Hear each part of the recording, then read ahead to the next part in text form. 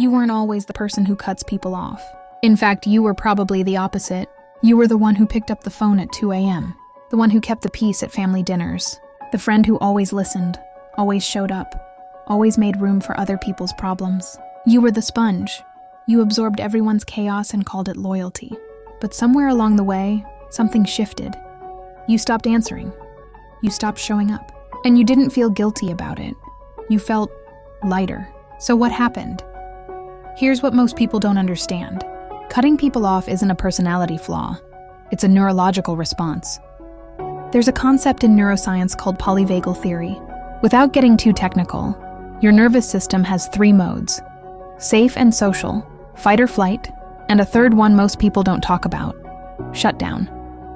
It's called the Dorsal Vagal Response, and it's essentially your brain's circuit breaker. When the emotional load gets too heavy, when you've been managing other people's emotions for too long, your nervous system doesn't fight. It doesn't flee, it disconnects. That's not coldness. That's your body protecting itself from emotional overload. And this next part is where it gets really interesting.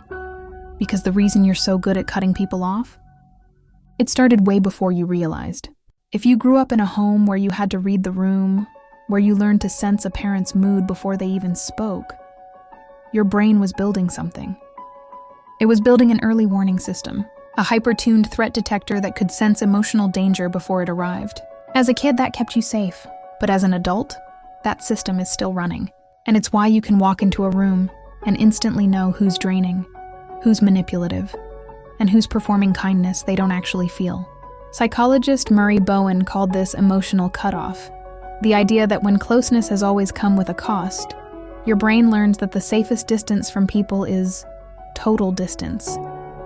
If this is making sense so far, if this is describing something you've felt but couldn't explain, drop a comment and let me know. And if you haven't subscribed yet, now's a good time.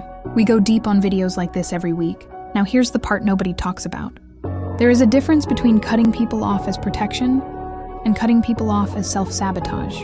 Protection sounds like, I removed someone who consistently disrespected my boundaries, and I feel at peace with that decision. And self-sabotage sounds like, I push everyone away because I'm terrified they'll leave first. One is a boundary, the other is a wall, and the difference matters because prolonged isolation has real health consequences. Increased cortisol, weakened immune system, higher risk of depression. But here's what the Harvard study of adult development found after tracking people for over 75 years. It's not the number of relationships that predicts happiness. It's the quality. People who had even 2 or 3 deeply safe relationships were healthier and happier than people with huge social circles full of surface-level connections. So if you cut off 20 people and kept 2, that's not antisocial. That's strategic. People call being cold. Let me reframe that for you. You're not cold. You're not antisocial. You're not broken. You are someone whose nervous system learned, through years of being the emotional shock absorber, that peace is not a luxury. It's a requirement. The fact that you can walk away from something that no longer serves you without needing to burn it down or explain yourself, that's not weakness. That's one of the quietly fiercest things a person can do. Loneliness is psychological starvation, but solitude is intentional fasting, and you chose to fast.